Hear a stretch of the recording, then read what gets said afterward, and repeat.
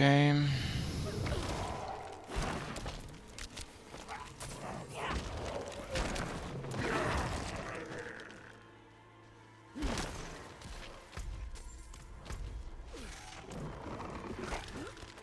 Knight's Pendant. Okay, let's see.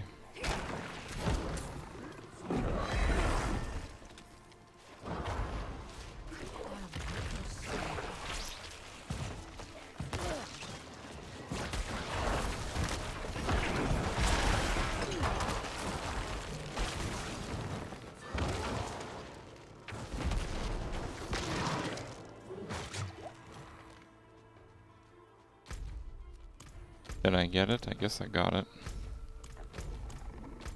And then I have to go up a little bit. But there's also some Lilith altars there, so it's all good.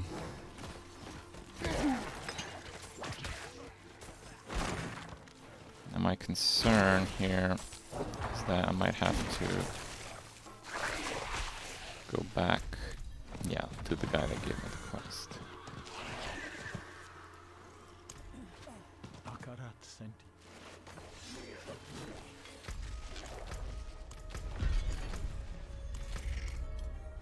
There's 2 zone areas that I haven't done.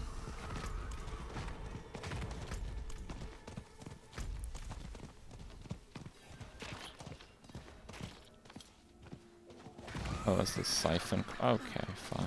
I'll do the siphon quest. I thought it was a different one because it had like the caravan crowd there.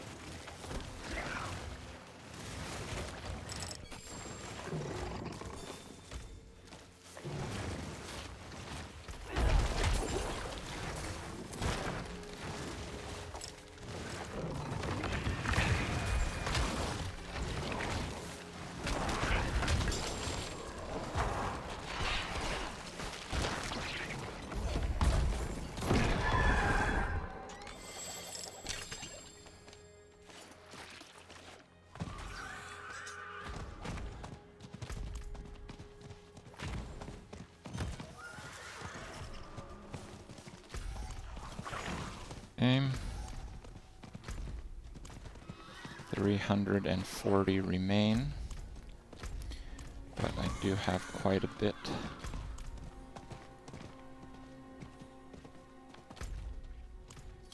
Not sure where my last zone completion is though. Oh, actually it might be like right here. There's a waypoint here, but I think it's in the other town, but I don't know if the map reveal is associated with it. It might be.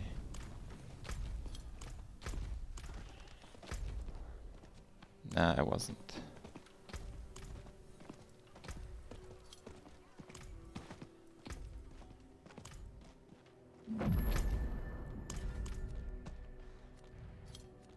Okay.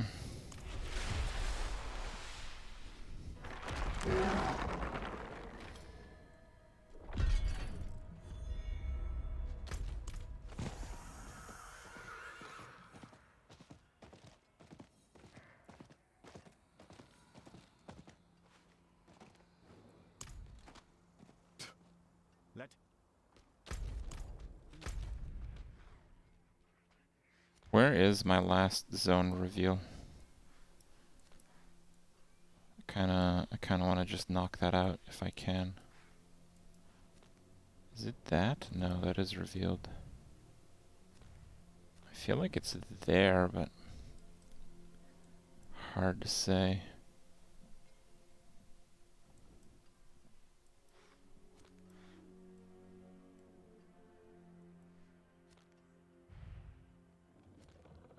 I do feel like it is there, but it could be from that. It's the World Boss Arena? Where is that? Oh, that's Kyrgyzstan? Oh, I see. Oh, okay. Alright. Thank you.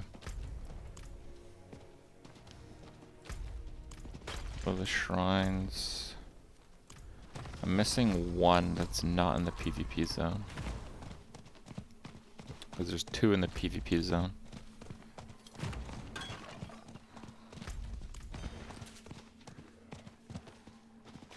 Oh, there's no world boss up. I was able to just leave the arena last time when I entered it, so I guess it should be fine.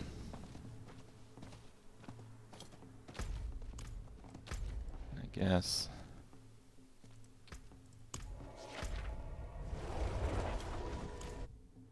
Oh, it looks like there is another dungeon with the tree.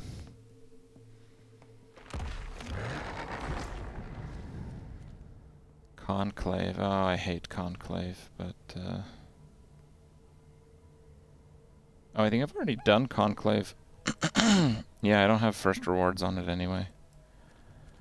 Okay, let me just quickly check Lilith Shrines.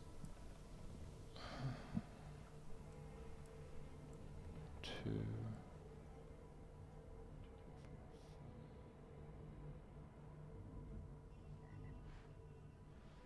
5.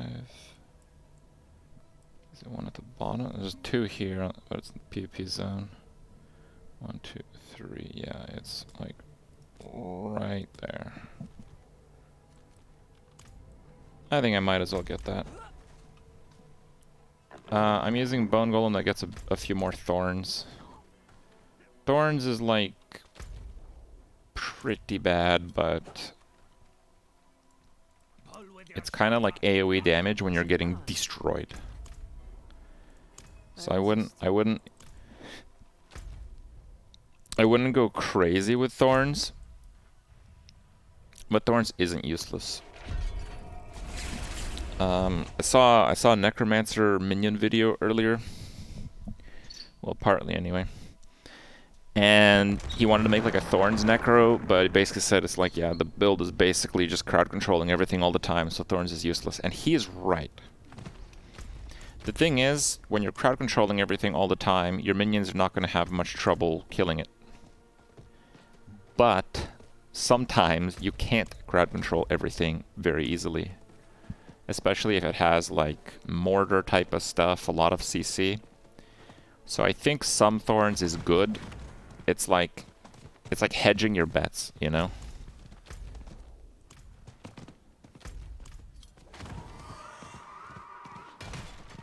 I don't think a Thorns Necromancer is a good idea in general. Because I think it's just a bit too weird and wonky. The main thing that would change it is oh, it's a little further up. If the AoE aspect actually worked on your minions. That might be a little bit busted. Okay, I'll be the first to say it. That might be a little bit broken. But that's what it would take. I don't see the Lilith Shrine. But it is there. So how do we get there? It's probably from up here. Yes, it is. Okay, that was kind of dumb.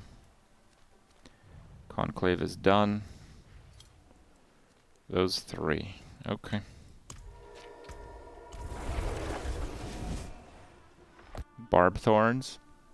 Well, the player Thorns is doing AoE. So Barb Thorns is fine. Okay, I'm gonna backtrack a little bit. I think Thorns Necromancer is probably one of the best PvP characters possible. Okay. But in terms of actual, like, dungeon clearing, the fact that all the Thorns is single target, it's like, it's pretty bad.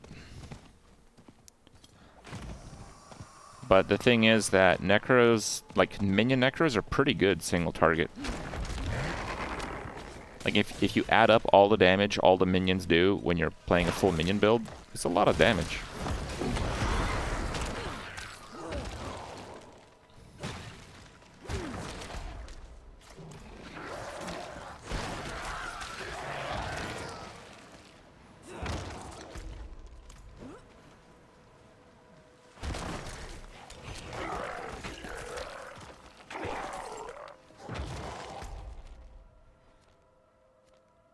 got wood. Okay, so the 3 golems are all pretty useful. So the iron golem is great, especially for blood builds, because blood builds have a really tough time getting vulnerable. And some fringe builds also have a tough time getting vulnerable, not just blood builds. Also, the iron golem has the shortest cooldown. It's almost like half. So even though the ability does less damage than blood golem, because I've seen people it's like, hey, blood golem does the best AoE. There's no way that's true. Iron golem does the best AoE. Blood golem does pretty good AoE and the best single target.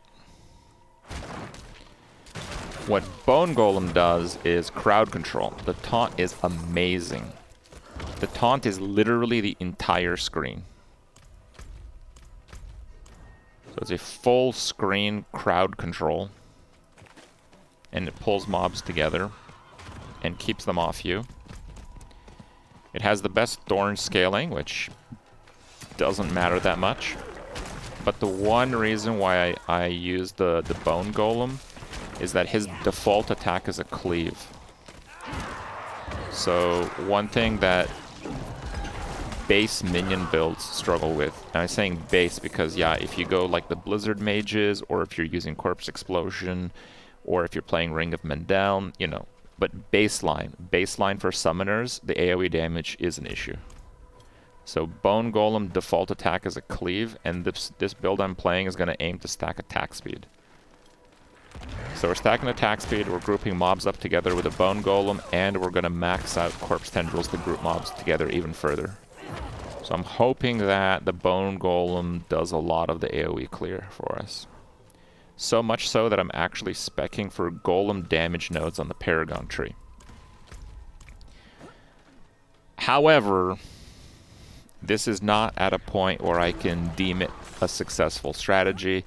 I can't tell you guys to do this build because it might not work out very well. It just might not be better than other ways of playing minions. But that's what I'm thinking. That's what I'm going with right now. I think it's a good idea.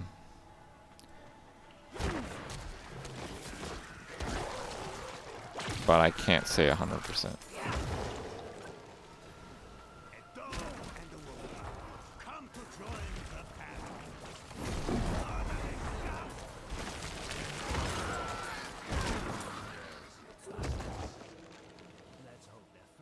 Unless Season will have an answer for multi-golem. Multi-golem would be absolutely broken. That would be so crazy.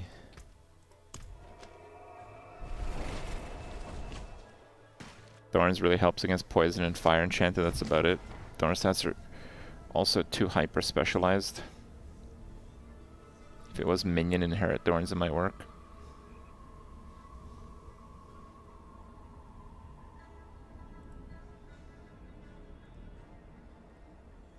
Use warrior. Maybe. As you build proc vulnerable. Well, right now I'm using Bone Spear, but I'm going to drop Bone Spear. It's just going to be Corpse Tendrils. He did.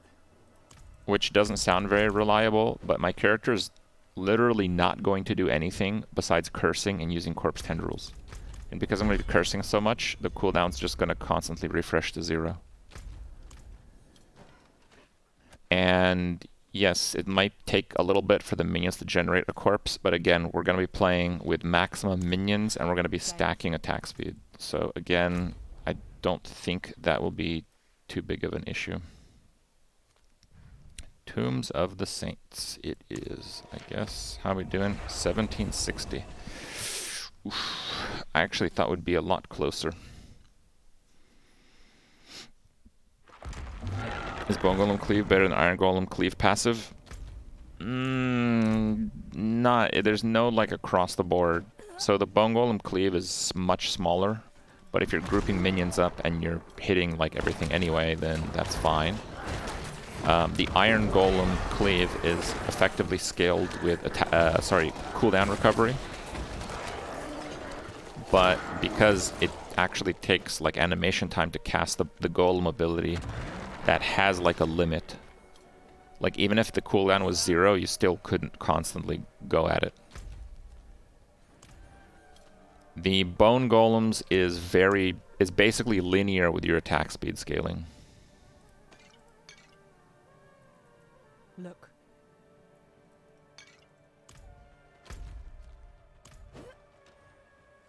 Which we're stacking. We're stacking minion attack speed. We're going Kalan's Edict. We're gonna use a two-hander with the minion attack speed notable on it. So we're literally just going ham with attack speed. So minion attack speed is currently bugged.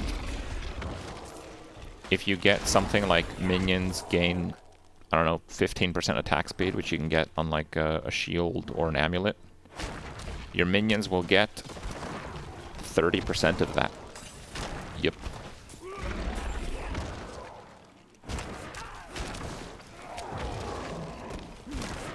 Minion stats, unless they specify a minion, are 30%.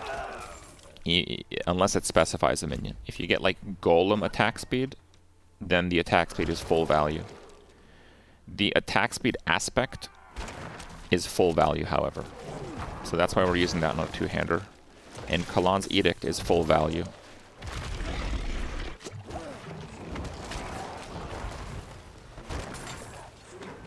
Player attack speed is not 30% to minions. People suspect that player attack speed doesn't even increase the attack speed of your minions, despite the literal tooltip on the loading screen saying that they get 30% of it. What I suspect is happening is 30% of your attack speed is converted into minion attack speed. And like I mentioned, minion attack speed is 30%. So basically, if you have like 100 attack speed, I believe your minions are getting like 9. So it's pretty bad. But attack speed does help your character like cast faster and stuff too, so there's that. Yeah. So 9 attack speed is 1% for minions. No one's confirmed this. People who have tested attack speed on a character haven't tested too large of an amount, but what I've seen is negligible attack speed increase from player, not 30. I've seen tests that confirm that minion attack speed gives 30% of the effect. Like, you can roll minion attack speed on Ring of Mendel, on an amulet, and on a shield. So that one is 30% of value, and I would also assume that the Paragon attack speed is 30% of that also. Now, that said, it's still probably worth it. So, yeah. Still probably decent. Is the thing down there? Ah, damn it. Yeah. What? Bro, the game's asking me to jump. That's not how it works. Okay.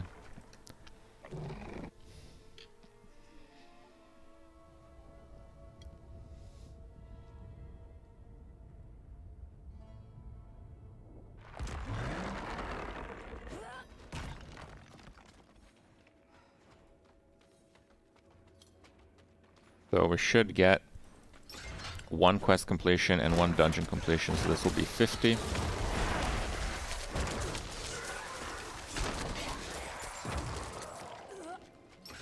And that puts us still pretty damn far off. But it says I'm missing 11 quests. How the hell am I missing 11 quests?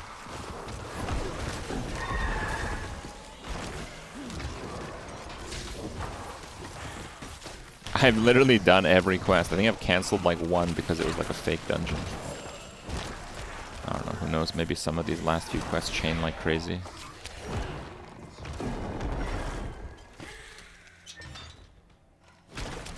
Yeah, attack speed modifiers of skills are generally found. They're not data mined. People just record themselves using the skills and they count the frames.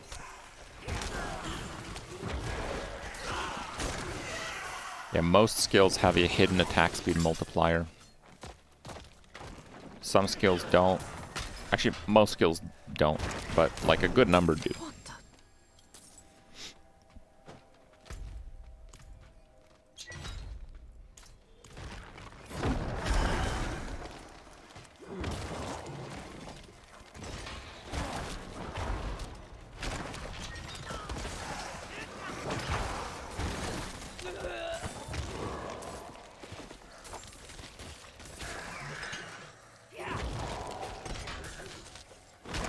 I don't believe Whirlwind uses attack speed, but you might want to check that with someone who actually plays the class.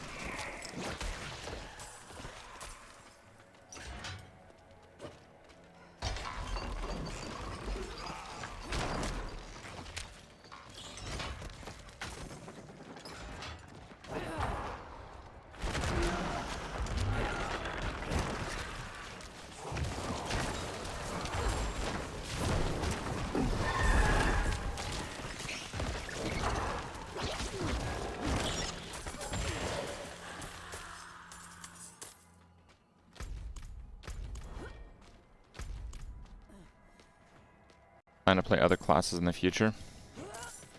I like Sork, but I like Necro more. If they have like 0 Necro changes and then they have like Sork changes, there's a fair chance I'll go back to playing Sork in a follow-up season. I'm not too concerned with power. I think if you're chasing power in Diablo 4, you're almost always going to be playing a build that's nerfed next week, because a lot of that is like bugged or not intended interactions. It's probably not very fun to chase power in this game. So I'm just gonna chase playstyles that I like. But yeah, if we get like 0 Necro changes and Sorks get significant changes, then yeah, I'll play Sork. I like Sork, but I like Minions a bit more.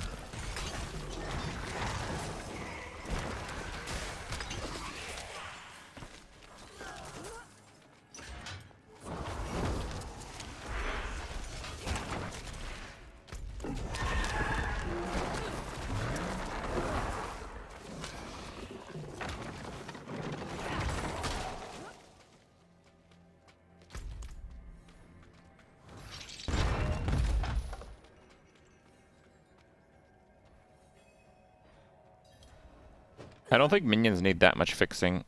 I think they should just get more of some stats from you. I think like the attack speed stuff need to be fixed. Attack speed I think is the best scaler for minions, and I mean it's not working according to their in-game tooltips. So I don't know. I have to imagine that's bugged. Like it's not like minions are bad, Blizzard buff. It's like they tell you that minions scale a certain way, and they scale much worse than that. Right? That's what we're talking about. So it's not like buff plays is a little bit more, you know, valid in terms of what we should be expecting.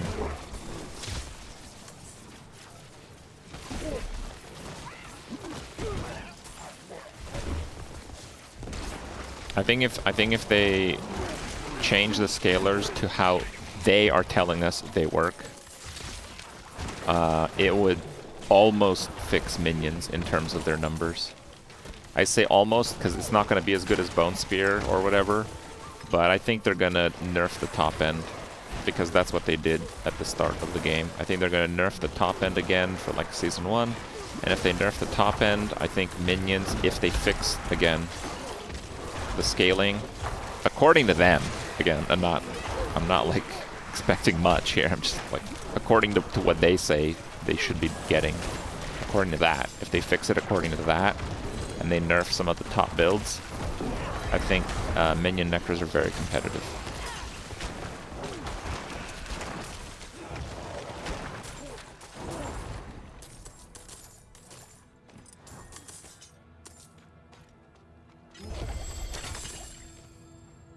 Let's just get everything. We have a fair bit of space here.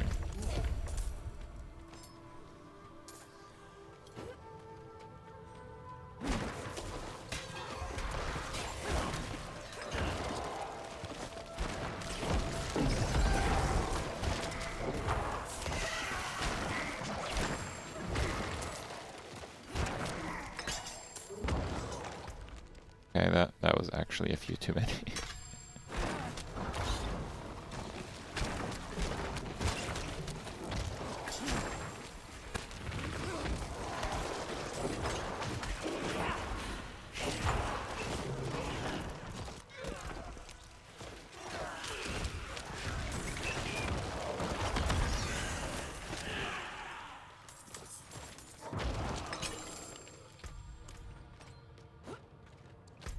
I mean, 4 remain. I think other classes are more powerful, so there's less interesting for me to play. Okay, honestly, Barb is really lame and frustrating the way that I see it. 4 of your skills are basically locked in and you just smash them on cooldown. And you have to stack cooldown reduction and spend half your skill tree in order to use them. I think the war cries are just completely stupid. I think they should redo war cries completely. Otherwise, Barb is just not interesting for me. Most of the rogue builds are extremely clicky, so I'm not too interested in playing particularly clicky builds because of my nerf damage. So rogue's kind of off the table. I think Druid has like mostly pretty crap builds, but some builds are so crazy OP. But I feel like I'm always gonna be living on the edge of a nerf with that. So I don't know. We'll have to see. I think Druid's pretty cool. I would consider playing a Druid.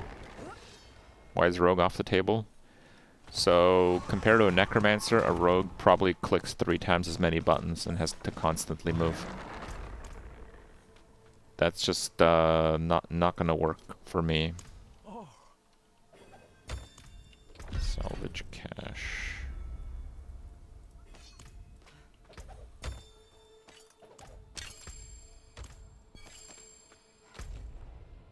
So, why are there no quests left?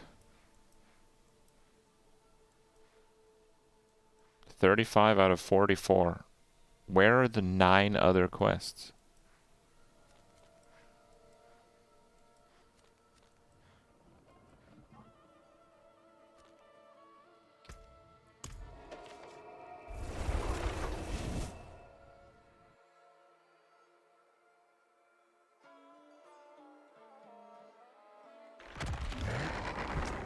Been missing about 5 quests per area, hidden in corpses.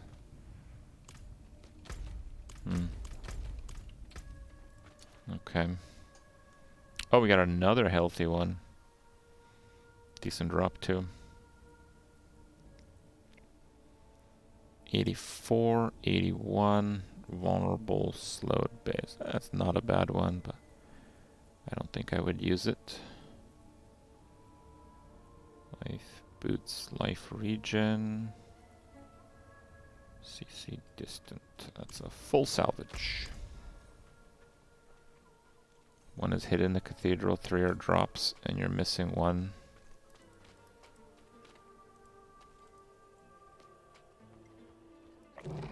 What cathedral?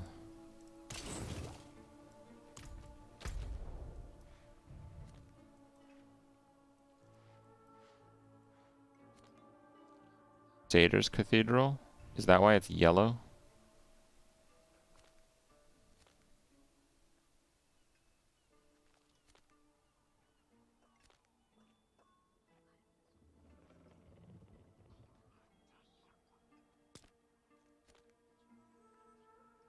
Yellow means you haven't done it? That's what I thought, but I don't know, I'm asking.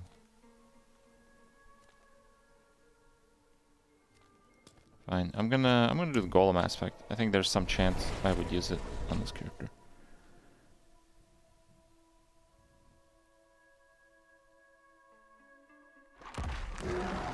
Left of the waypoint, it doesn't show up on the map. Here?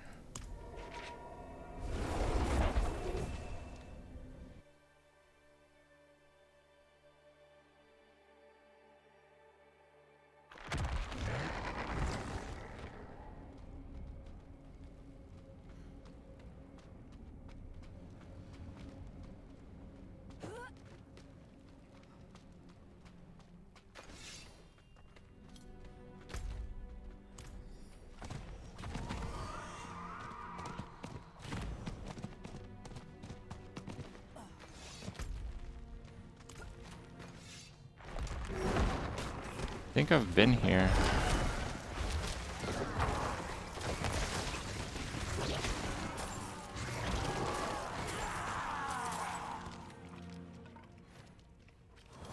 Right of the waypoint, down the stairs.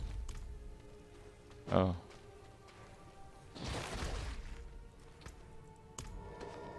But I've been there. I did that part of the map.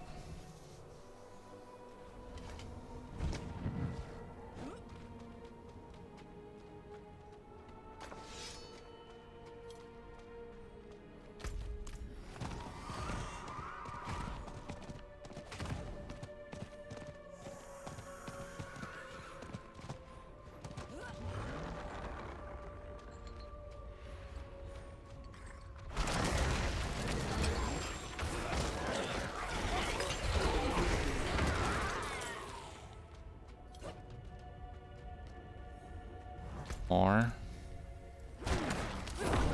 Okay, I'm going.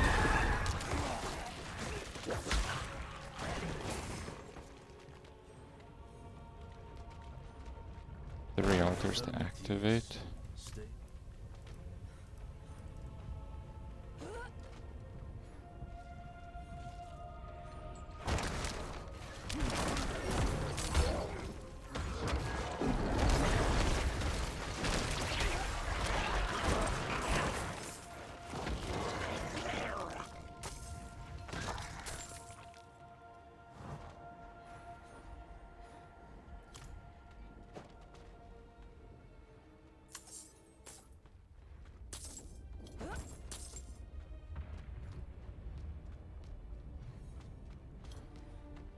Sir Matthias, stay alert.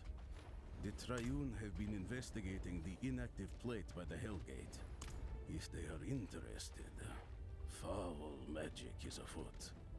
We are trying to decipher the text. If you discover anything relevant to this, report back.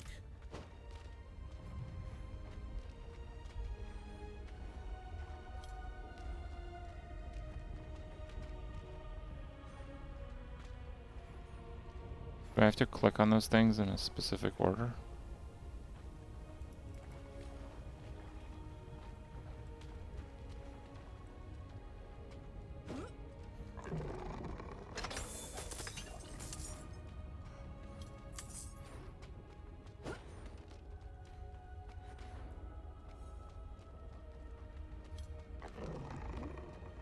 You need to activate the 3 shrines in other places. Oh, screw that.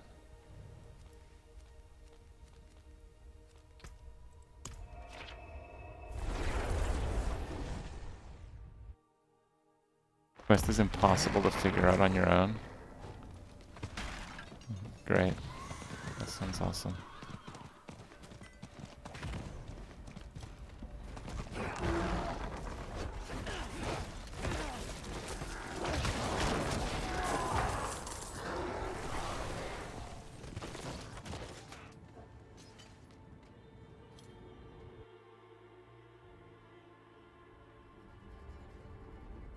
You have to emote in front of the 3 statues throughout the world. Easier if you Google it. It's even easier if I just don't do that quest though.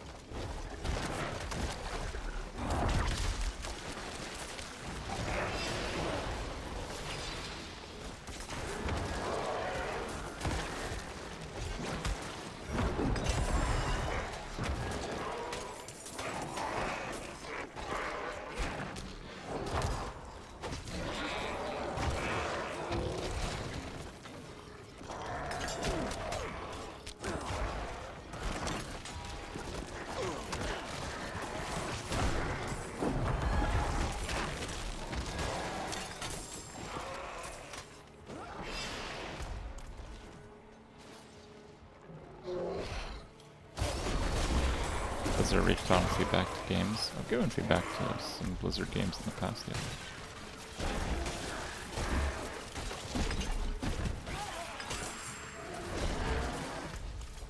say that generally out of the feedback I've given, not a lot of it was resulted in the changes I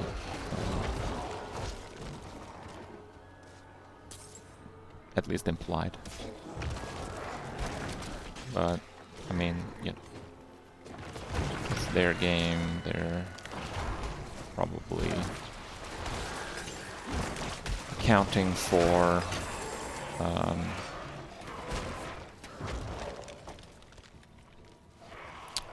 other people who play the game differently and whatnot.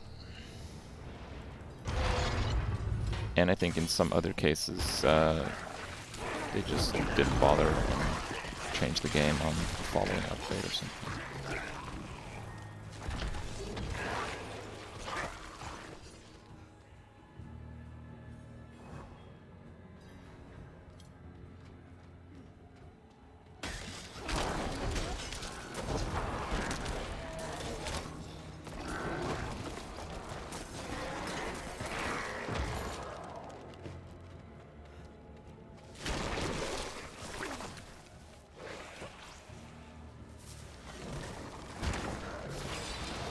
Or the feedback. That's not really it. I mean, I've played Blizzard games for a really long time. I've been streaming mostly Blizzard games for like 11 years now.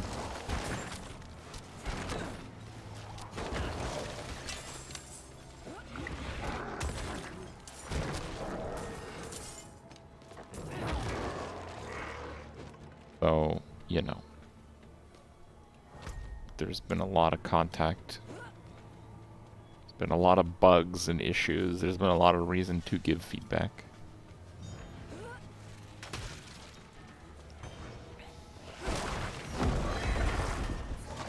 I don't know, I feel like a lot of the time it's just like way too slow. Like especially in Hearthstone with like arena and stuff.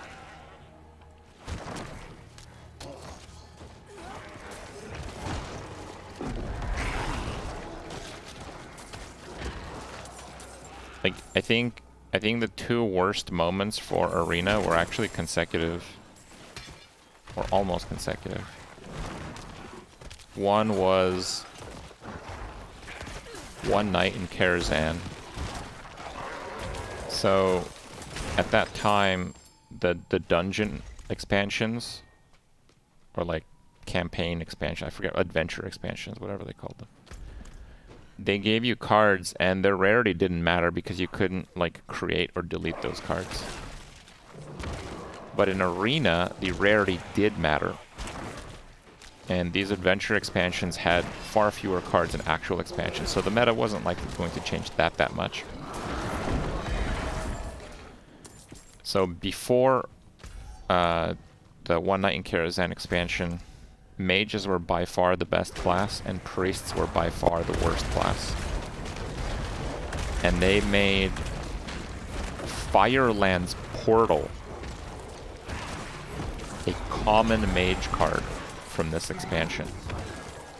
And I saw this card for like literally 2 seconds, and I'm like, what the hell are they doing?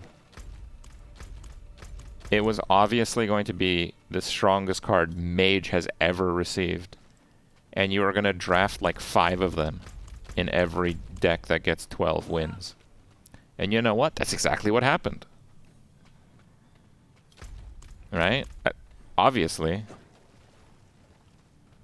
And during the same expansion, Priest got Purify. And Purify was common. And if you drafted Priest, which was the worst class by a lot, suddenly you're offered like 5 goddamn Purifies every time you try to make a deck without them.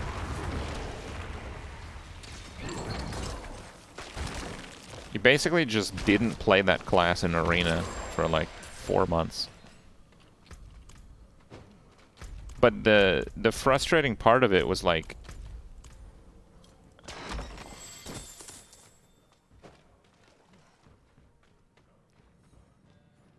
it was so painfully obvious that that would happen.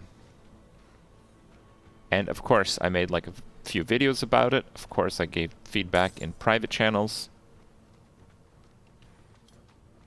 I don't remember exactly what happened, but basically it was like a pretty terrible, like, 4 months of arena. That's what happened. Like, play mage every time, draft every Firelands portal.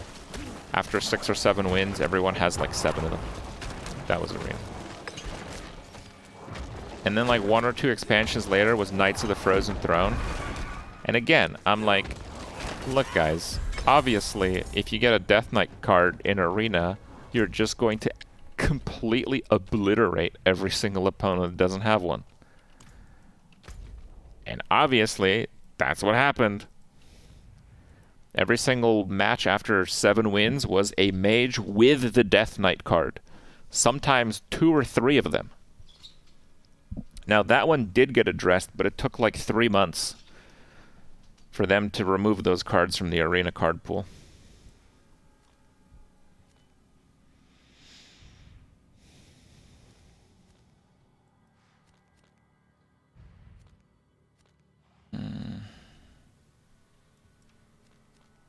Stunned Conclave. Fine, let's do the Thorns aspect. So yeah, like, I don't know, those are probably like the real big hair pullers from my end. Where is like, so you know how someone made a level 100 maxed out Incinerate character and it took him like 10 seconds to kill the weakest mobs in the game? And he basically said that the damage would have to be upped by roughly 10,000%, and he's convinced no one ever used the skill past level 20 in testing. Those are not my words. That's what they said. I haven't played at 100, but I'm sure that's the case. I mean, you just look at the skill and the numbers. It's terrible. It's horrendous. Okay, so that's an example of like, it's just underbaked. They probably didn't review the skill. They didn't try to make a build around it to see if it can be anywhere near viability. It got buffed by 10% in the last patch, by the way.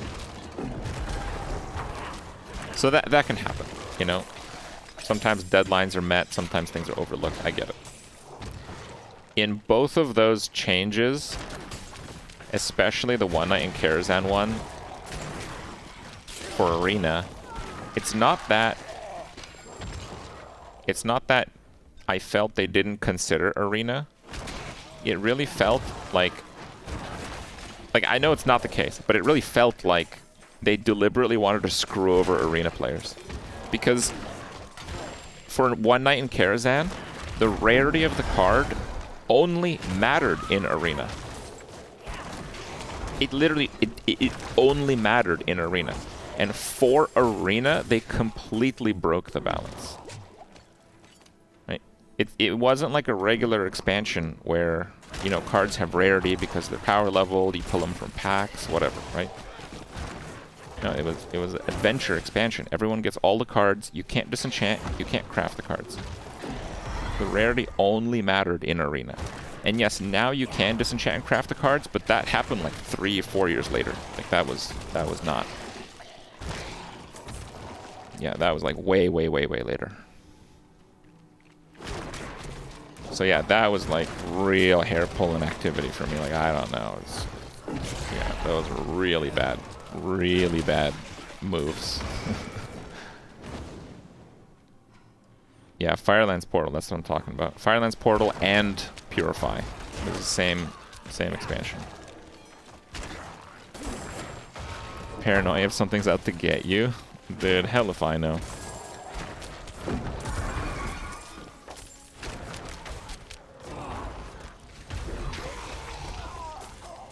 Shouldn't have clicked on the shrine until killing those.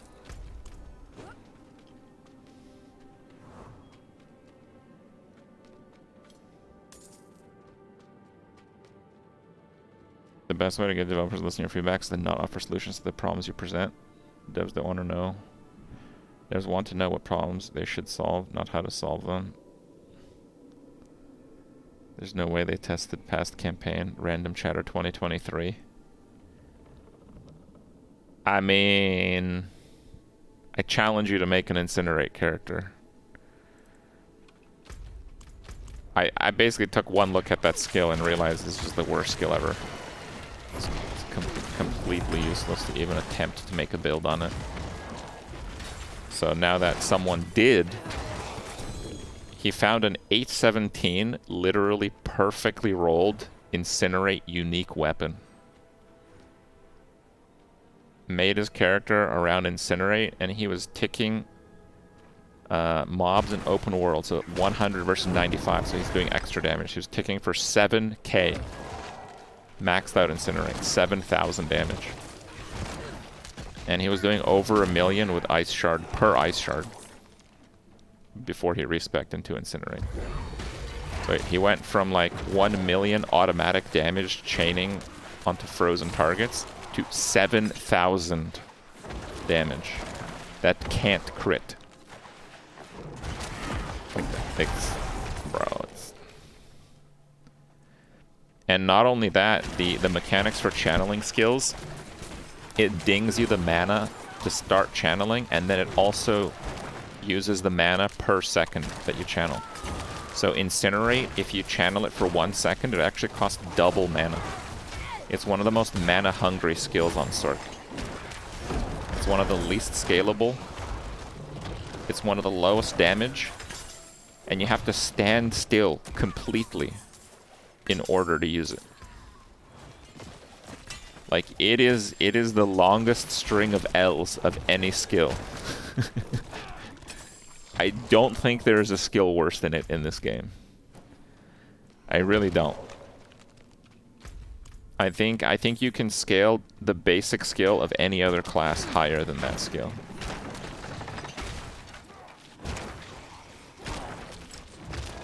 Compare Whirlwind to Incinerate? Sure. Whirlwind can crit. You can scale it like crazy. Has much higher coverage. You can deal damage while moving. And you can apply vulnerable while whirlwinding. Oh, and barbs just generally do like 5 times damage. So I'm saying it's a little bad. Yeah, it's a little bad.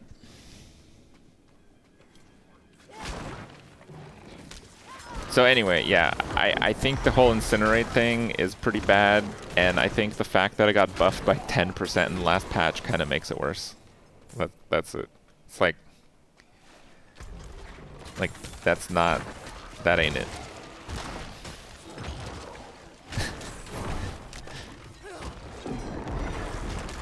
Yeah.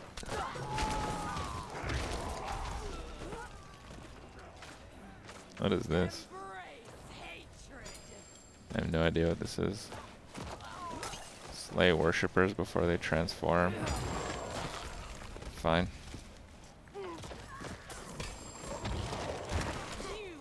Oh, I have to slay them all anyway, so.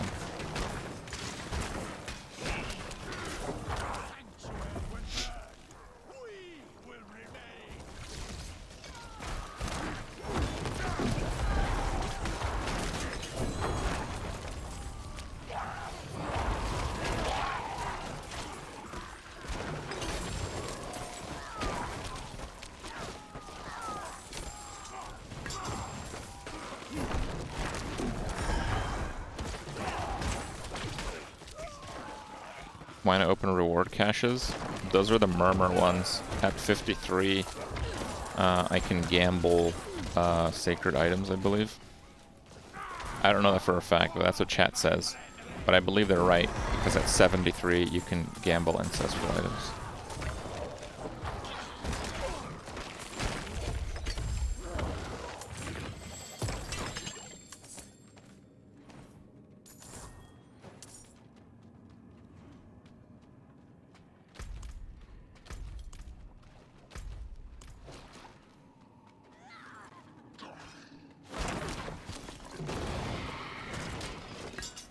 Facing the Butcher? No, Butcher's very easy. Necro's not particularly good at Butcher with a minion build, but it's fine. It's good enough.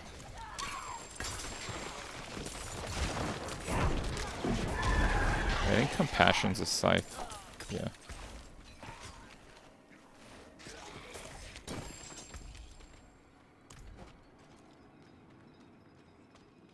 Patch, your game keeps crashing. Your character keeps dying. On hardcore. That's unfortunate.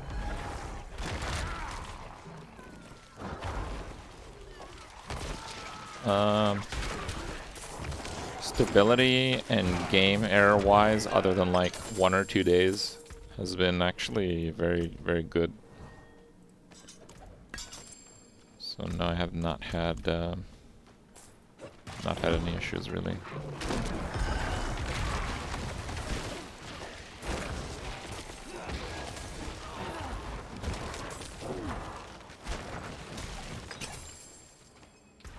Wound band.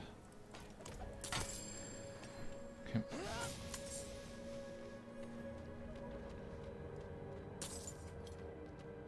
And Wallstark was much easier than Minion for Butcher.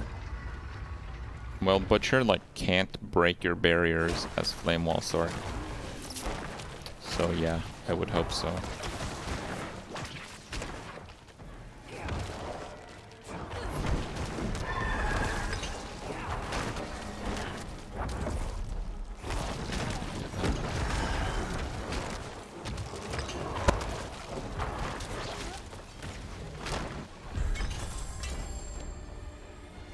Cal investment.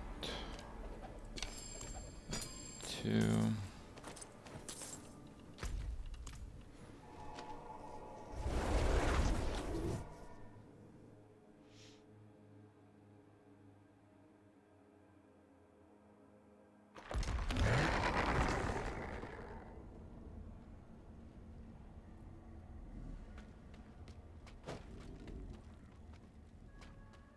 Intelligence matter for Blizzard Sark? Yep. Main stat matters for everything.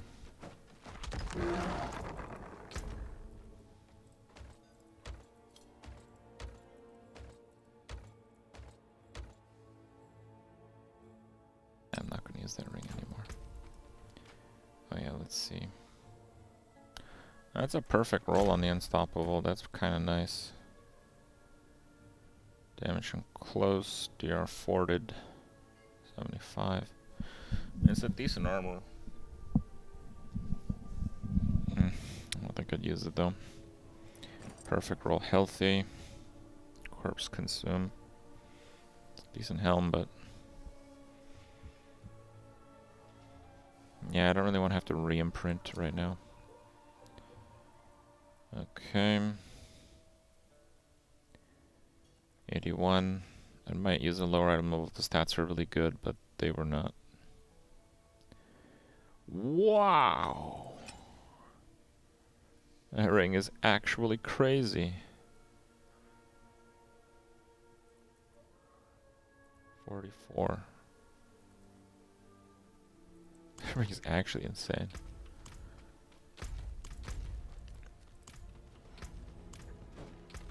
Okay. I've got more than baubles, traveler. Have a look.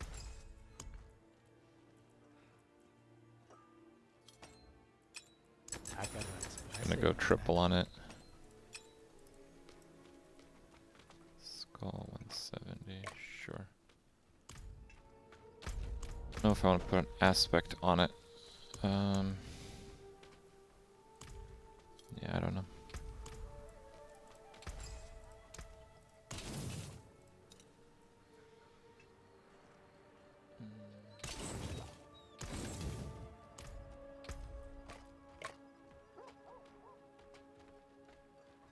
DR looking good.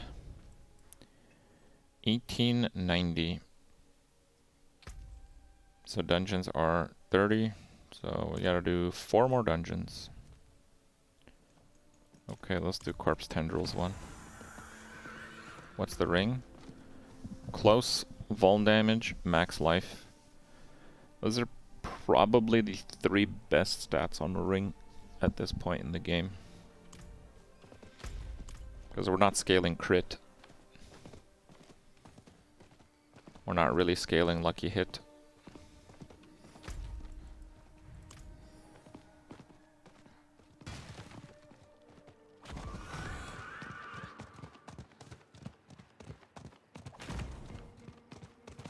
4 dungeons, and then we jump into the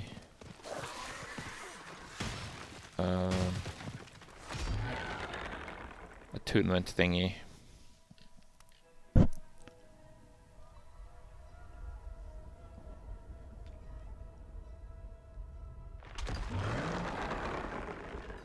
Then you list the subs with longer streaks than you, so you know who to financially ruin with sick horse armor. What?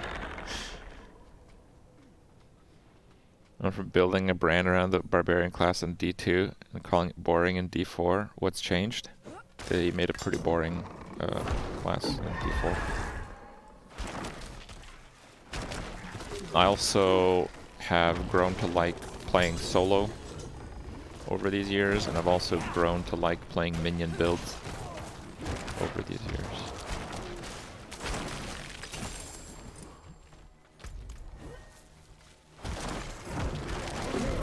Like, I started playing Diablo 3 coming off of World of Warcraft. Not only that, I was doing recruitment for one of the very best guilds. I mean, I was gonna say in the world, but certainly in the US.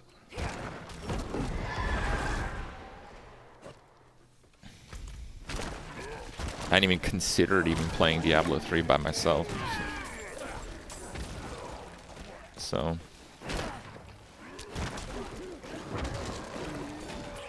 And yeah, in World of Warcraft, one thing I was really good at is, like, you know, I was one of the best players in general, but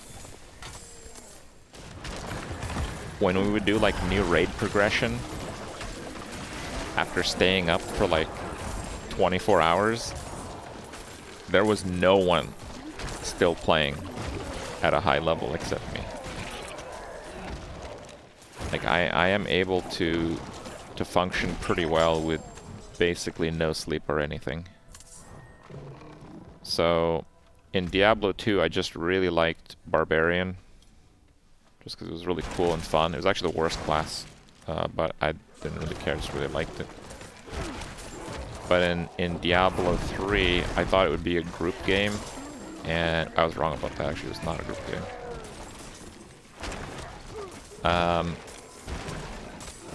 And I thought that Barb would bring a lot of group utility. And I thought Barb was easily the tankiest class. Which also did not end up being the case on launch. It was Wizard, by the way. It was Sork. It was the tankiest one. And yeah, I was basically taking the role of like the pace setter. I saw the game kind of like doing a 5-man dungeon. So I was like the tank. And because we were going to pull like some really long hours when the game was launching, yeah, I was best suited to play the Barbarian. So that's why I took it upon myself to play that in Diablo 3. And there was really no other consideration.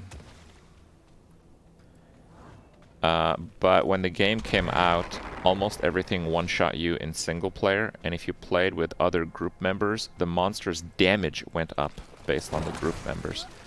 There has never been an ARPG where this mechanic took place. And they actually removed this mechanic from the game after a few months. But on launch, it basically made it so if you played in a group, you couldn't survive getting one-shotted from basically everything in the game, even on the tankiest character. So groups were not valid in Diablo 3. Not full groups anyway, like duos were okay. But yeah, full groups are not valid in D3. On Inferno anyway. The other thing I was wrong about is tankiness. So Sorks had a passive where, with a certain armor and a rune for it, you couldn't take more than 1/3 of your life in damage. And that straight up made Sork the tankiest class. But there were also builds where you could stack regen, and you'd intentionally use extremely low life.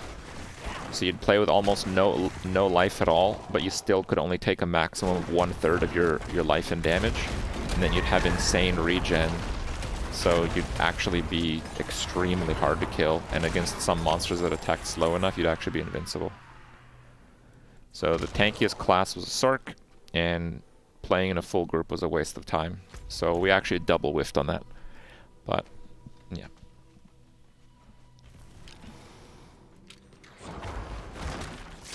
I don't know if other people had, like, access or information to Diablo 3. Like, Diablo 4 was different, you know. Apparently there were, like, closed betas, there were, you know, the review betas. There was, like, a review beta before the beta weekend, where a lot of websites got their guides up from that. So, you know, there's a lot of times where there was, like, privileged play. And hell, not everyone paid, $100 whatever for the open beta weekend. Some people would consider almost all the play before release privileged. Diablo 3 wasn't really like that. Diablo 3, you basically got the first half of the first act. And I don't know of anyone who played it other than that. And that did not give you very much information. It gave you a lot of information on, like, core mechanics of the game. But some of those core mechanics changed entirely for the higher difficulty levels. Like the grouping one, there's no penalty to full groups. In did I finish this? I finished this, right? Yeah. Sure. There's no penalty to full groups on the first difficulty level in Diablo 3. And then with each difficulty level higher, the penalty would get more and more severe. So I got completely wrecked on that one. Debated even. Wait, I have a quest now? Okay, fine. I'm gonna go grab it.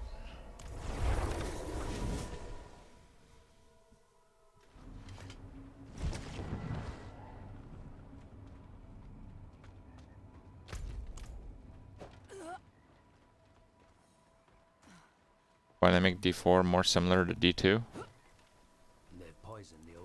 Something in the water. What about me? Back to your post before the Well, people that wanted to play D2, they literally remade the game for them. Every Diablo title is quite different from other ones.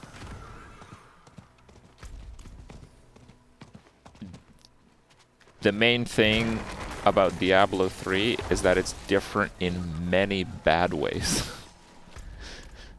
So Diablo 3 is not great with that.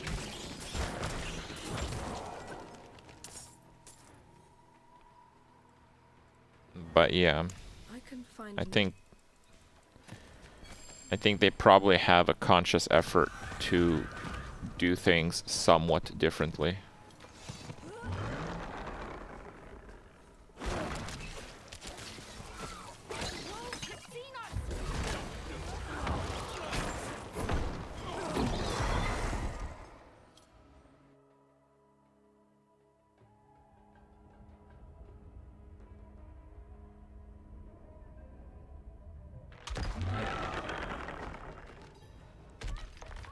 How much they make off the real money auction house? I don't really remember. A fair bit.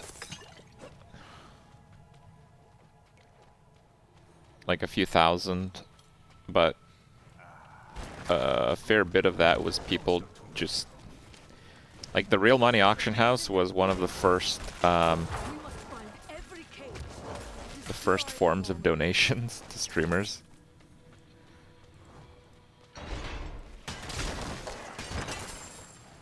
Like my first Herodric hamburger, which is an item in D3.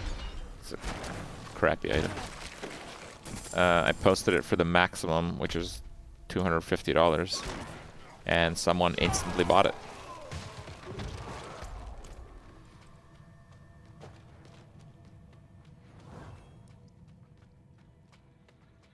But I didn't really want to push that too much, because I don't know.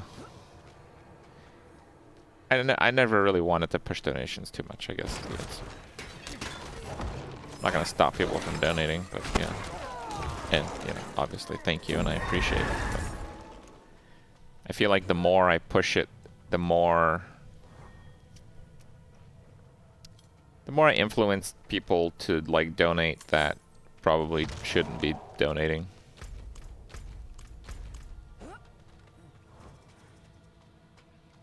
Echoing Fury.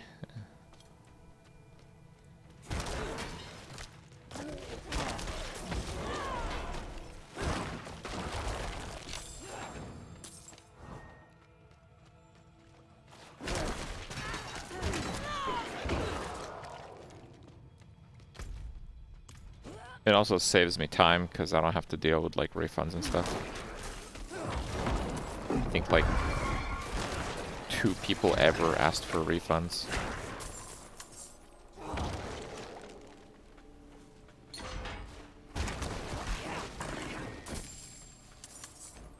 And one was like bizarre as hell. Like, I don't remember the exact, it was a while ago.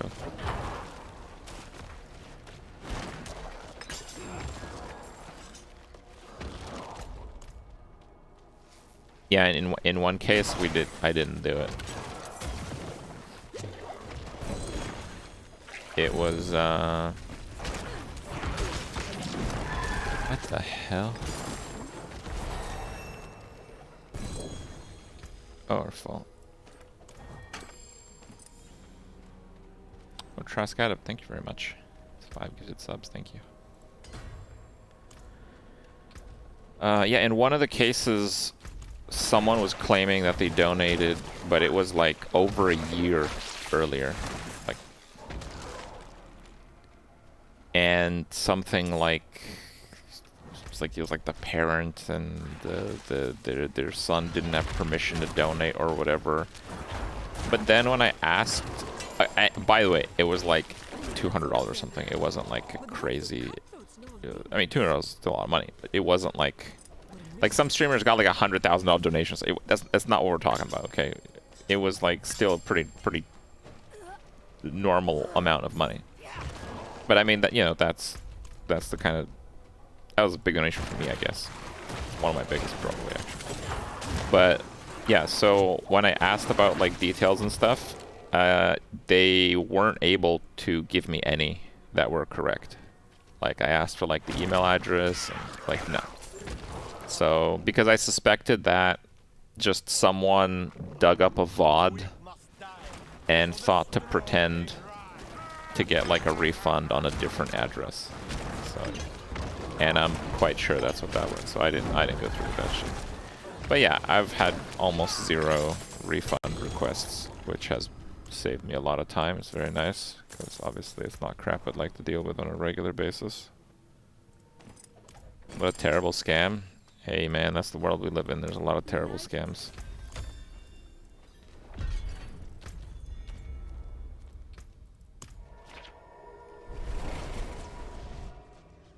Oh, that was an elixir cache. Should I go back? Could be like Iron Skin. Iron Skin elixirs are pretty good. A lot of the quest rewards have actually been Iron Skin elixirs, so yeah, okay.